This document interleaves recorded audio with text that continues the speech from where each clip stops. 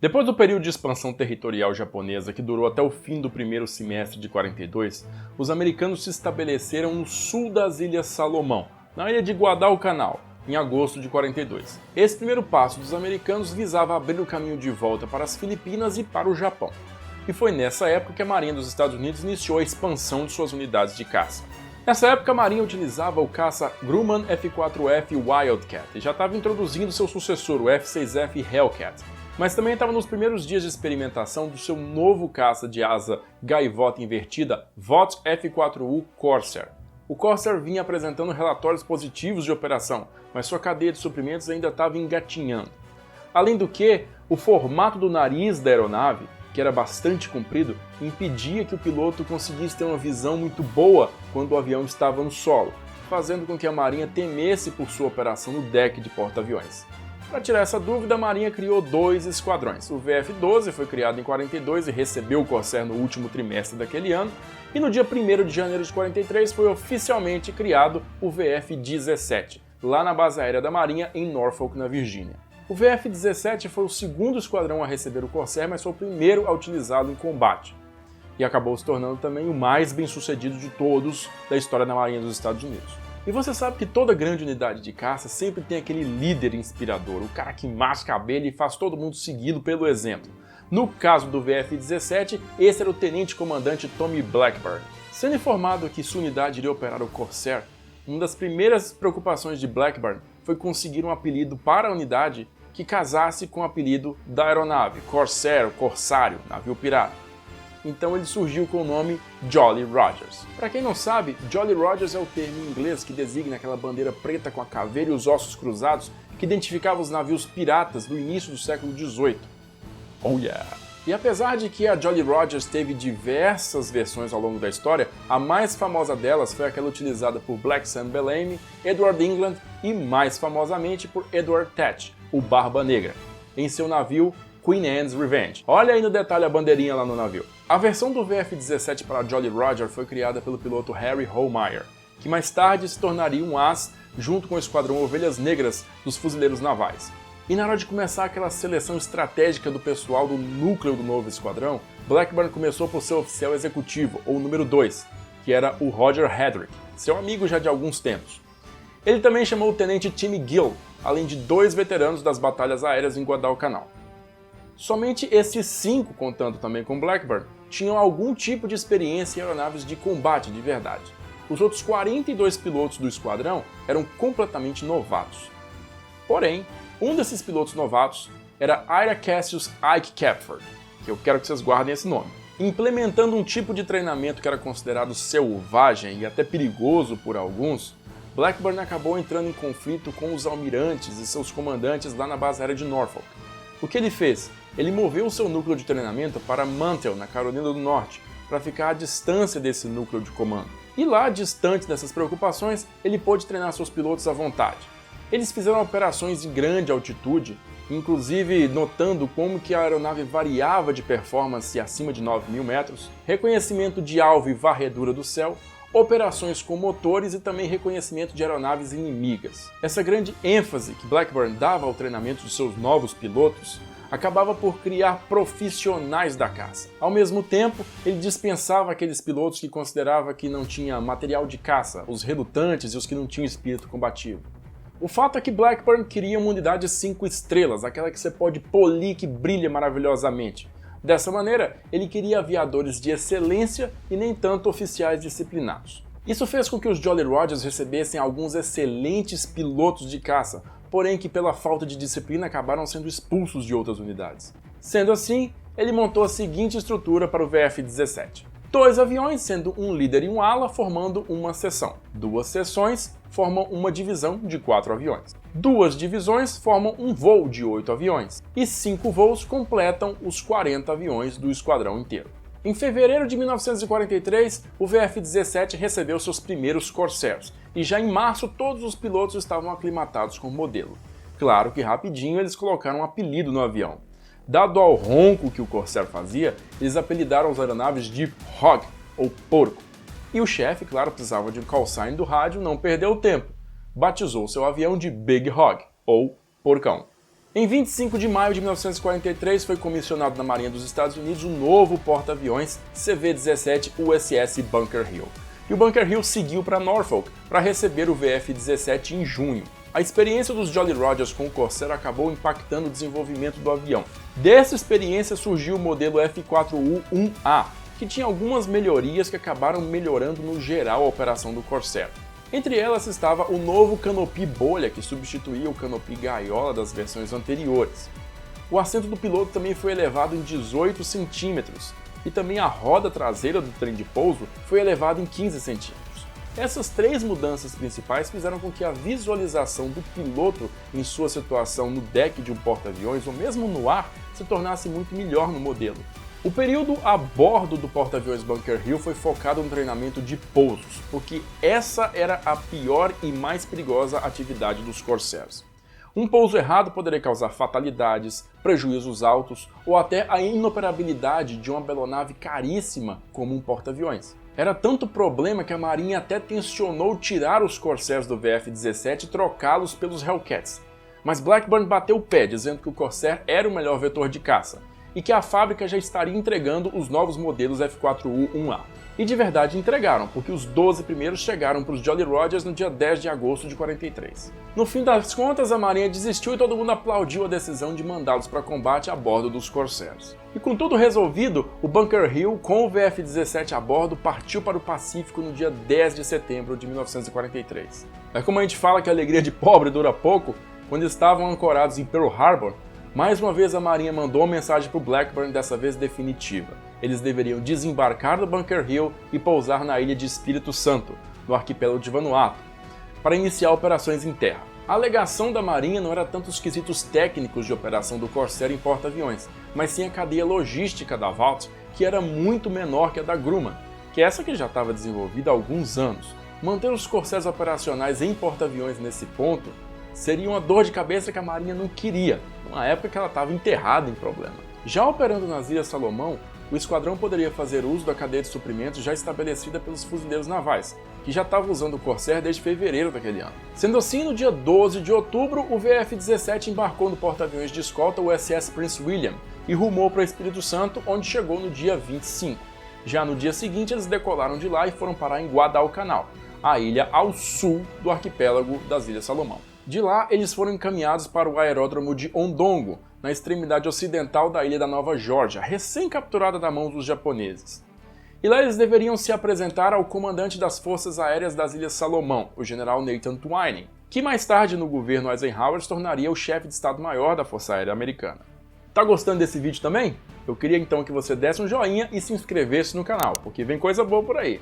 Então, às 7h30 da manhã do dia 27 de outubro, os Jolly Rogers se aproximaram de Ondongo pela primeira vez, fazendo aquela aproximação típica de porta-aviões, pousando em intervalos de 30 em 30 segundos e usando somente 60 metros de pista. Claro que eles fizeram isso para causar, mas os pilotos do exército e os pilotos neozelandeses que já estavam operando na pista pensaram que eles eram um bando de loucos varridos. Naquele mesmo dia, os piratas Jolly Rogers iniciaram suas missões operacionais, dando apoio para o desembarque neozelandês nas ilhas Treasury, que ficavam um pouquinho ao sul de Bougainville. Essas missões, que duraram até o dia 30, serviram mesmo para aquecer os pilotos, porque nenhum contato com o inimigo foi feito. Mas na tarde do dia 30, os Jolly Rogers abriram fogo pela primeira vez. Isso foi quando eles auxiliaram Catalina numa missão Dumbo. Essas missões eram missões de resgate de pilotos que tinham caído na água. Um piloto aliado fez um pouso forçado perto das ilhas Treasury e teve que ser resgatado por um Catalina. Enquanto isso, os Jolly Rogers atacavam as posições japonesas na praia para impedir que essas posições alvejassem o piloto que estava sendo resgatado. Mas tudo isso aí foi só um aquecimento para o que ocorreria no dia 1º de novembro. Foi o primeiro contato dos Jolly Rogers com o inimigo no ar, e eles voaram missões em cobertura do desembarque norte-americano no Cabo Torokina, em Bougainville. Naquela manhã, Blackburn comandava o primeiro voo de 8 aeronaves quando recebeu pelo rádio o aviso de buggy, ou aeronave inimiga na área. Essas aeronaves eram 18 bombardeiros Aichi D-3A Val, sendo escoltados por 12 Mitsubishi A6M0.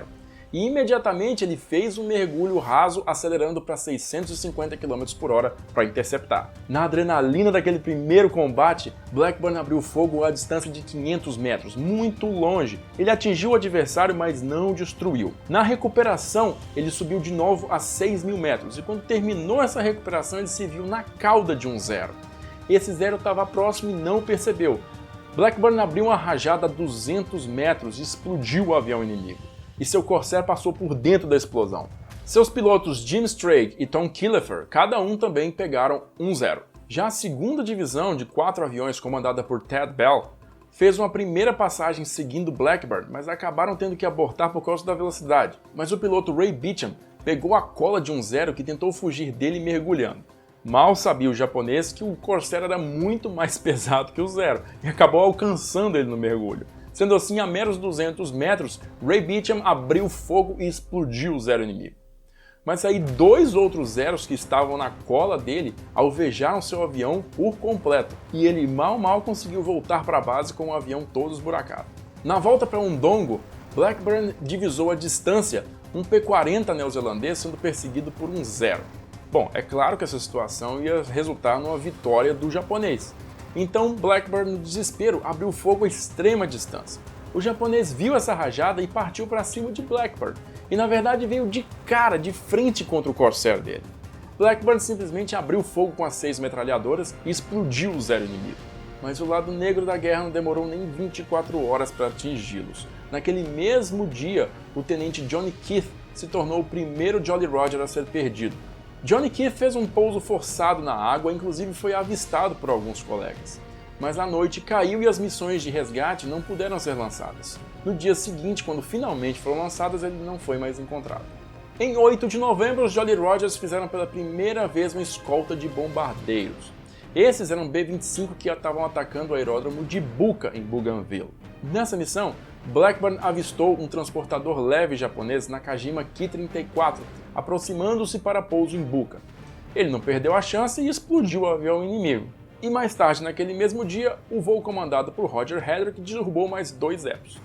Depois de uma semana de experiência, Blackburn começou a dispensar aqueles pilotos que ele considerava com febre de alce, aqueles que não tinham coragem de abrir fogo com as 6 metralhadoras em outro ser humano. Ele também dispensou os que tinham a chamada batida Carrilli, que eram aqueles que chamavam pelo rádio dizendo que o motor estava com defeito toda missão perigosa que entrava. Mas nada que os Jolly Rogers tinham visto até agora se compararia ao que eles experimentariam no dia 11 de novembro de 43. Naquele dia, a Marinha dos Estados Unidos montou um ataque aéreo gigantesco contra a base naval japonesa de Rabaul, nas ilhas do arquipélago de Bismarck. E os Jolly Rogers deram apoio aéreo para os 5 porta-aviões que compunham essa força-tarefa. Naquela manhã, um solitário Kawasaki Ki-61 que adentrou a área da formação naval norte-americana foi derrubado por Blackburn. Mas às 13 horas o radar do porta-aviões USS Essex detectou uma formação gigantesca de inimigos vindo rápido em sua direção. E aí pelo rádio Blackburn escutou: "Atenção, atenção! 30 zeros escoltando 25 Vals às 11 horas!" Mais tarde, Blackburn se lembrou que essa foi a última comunicação inteligível que ele escutou pelo rádio, porque depois disso, seus pilotos começaram uma algazarra, dizendo: matei, olha lá, o japonês caindo! Os Jolly Rogers se engajaram contra toda essa formação japonesa, abrindo fogo como loucos. E nesse meio, 4 caças japoneses começaram a perseguir Blackburn, que depois de um certo tempo teve que entrar numa nuvem para se desgarrar. Lá na nuvem, com o coração já de volta dentro do peito, ele viu que a sua posição aérea tinha sumido e resolveu sair. Só que nessa saída, Blackburn quase foi morto por Roger Hedrick, que alvejou seu avião, mas não conseguiu derrubá-lo, felizmente. Naquele dia, os Jolly Rogers derrubaram nada menos que 18 aviões inimigos, sendo que desses, 4 foram derrubados por área Capture, que naquele mesmo dia foi condecorado com a Navy Cross, a segunda maior condecoração por bravura da Marinha dos Estados Unidos. Os japoneses tiveram 137 baixas no ar, e a partir desse dia desistiram de usar Rabaul para ancorar navios de guerra de grande porte. Em 2 de dezembro, os Jolly Rogers encerraram seu primeiro tour de combate e foram passar 2 semanas de merecido descanso na Austrália. Lá eles comemoraram com muita bebida e mulher, claro, são piratas, antes de voltar para o seu segundo tour de combate, agora na base avançada de Torokina, em Bougainville. Aí nesse momento eles tiveram um grandíssimo problema. Quando voltaram para Espírito Santo, os Jolly Rogers adquiriram 148 garrafas de cerveja. E como é que vai mandar isso para a linha de frente? Bom, não podiam mandar por navio porque obviamente era proibido e seria confiscado. Então o tenente Hal Jackson sugeriu que as cervejas pudessem ser armazenadas nos compartimentos de munição nas asas dos 24 Corsairs. Alguém fez o cálculo e viu que se tivesse apenas 1/3 da munição, eles poderiam tanto se defender dos japoneses nessa missão quanto carregar as cervejas. Blackburn deu sua luz verde. Então, os Jolly Rogers decolaram de Espírito Santo carregados de cervejas para tomar em Bougainville. Enquanto os Jolly Rogers estavam fora, os japoneses evacuaram todas as suas aeronaves de Bougainville e concentraram todas elas em Rabaul, cerca de 300 aeronaves, o que fez de Rabaul um grandíssimo alvo. E no dia 26 de janeiro, na primeira missão do segundo tour dos Jolly Rogers, Blackburn se tornou o primeiro as da unidade ao derrubar sua 5ª aeronave inimiga. Porém, nesse mesmo dia, 2 pilotos deles foram perdidos. No dia seguinte, Thad Bell desapareceu em ação após sua divisão ser atacada por 70 caças inimigos. Contudo, apesar dessa perda, os Jolly Rogers ainda derrubaram 16 aviões inimigos. E o combate desse dia resultou numa foto famosa do alferes Andy Jagger vibrando de emoção após retornar da missão. Mas apesar dos resultados positivos, esse tipo de ritmo de perdas era insustentável para os Jolly Rogers. Preocupado com isso, Blackburn desenvolveu uma nova estratégia. Ele colocaria 6 aviões extras voando acima da formação original que dava escolta para os bombardeiros, e esses 6 aviões extras eram os responsáveis por atacar quaisquer aeronaves inimigas que entrassem em contato com o esquadrão. Isso deu resultado já no dia 28, quando os extras derrubaram 4 aeronaves inimigas e o restante derrubou outras 10. No final de janeiro, os últimos 6 dias do mês no qual os Jolly Rogers operaram, eles derrubaram 60 aeronaves inimigas pelo custo de 6 dos seus. E sendo que eles mantiveram um impressionante recorde que nenhum bombardeiro que eles escoltaram jamais foi derrubado por um avião inimigo. No dia 6 de fevereiro, Blackburn liderou os Jolly Rogers num combate selvagem sobre Rabaul. E nesse dia ele derrubou nada menos do que 4 aeronaves. Na volta, seu novo ala pediu transferência dos Jolly Rogers, dizendo que a unidade era toda composta por gente louca. E no dia 19 daquele mês, os Jolly Rogers deram sua surra final nos japoneses. 16 aviões derrubados, sendo que 3 desses foram derrubados por Ira Kepford. No dia seguinte, os japoneses retiraram todos os seus aviões de Rabaul e nunca mais colocaram nenhum tipo de defesa aérea no local. Sem nenhuma outra oposição aérea séria na área inteira, os Jolly Rogers voaram sua última missão em 6 de março de 44, fechando seu capítulo na Segunda Guerra Mundial e sendo substituídos pelo VF-34 no dia seguinte. No total, o VF-17 Jolly Rogers marcou sua passagem pela história com 154 inimigos derrubados, formando um rol de 13 ases, mais do que qualquer outro esquadrão da Marinha na história. Tommy Blackburn recebeu a Navy Cross e se tornou comandante de grupamento aéreo do porta-aviões USS Midway em 1945. Já seu imediato Roger Hedrick recebeu o comando do VF-84 a bordo do porta-aviões Bunker Hill e sobreviveu ao ataque duplo de kamikazes que atingiu aquele porta-aviões no dia 11 de maio de 1945, às margens de Okinawa. Já o maior dos ases Jolly Rogers, Ira Kepford, com 16 vitórias, manteve-se no topo da lista de ases da Marinha até 19 de junho de 44, quando Alex Vrassil começou a derrubar japoneses como louco. Mas isso é história para outro dia. Uma outra unidade, também chamada de VF-17, dessa vez utilizando Hellcats, também foi embarcada no Bunker Hill em 44. E, embora muito bem sucedida, não tinha qualquer ligação com os Jolly Rogers originais de Blackburn. Bom, se você gostou desse vídeo, eu espero que você curta, se inscreva no canal e aperta o sininho aí para receber as notificações assim que eu postar mais vídeos. Eu vou ficando por aqui, agradeço a sua audiência e aquele abraço do seu SDG.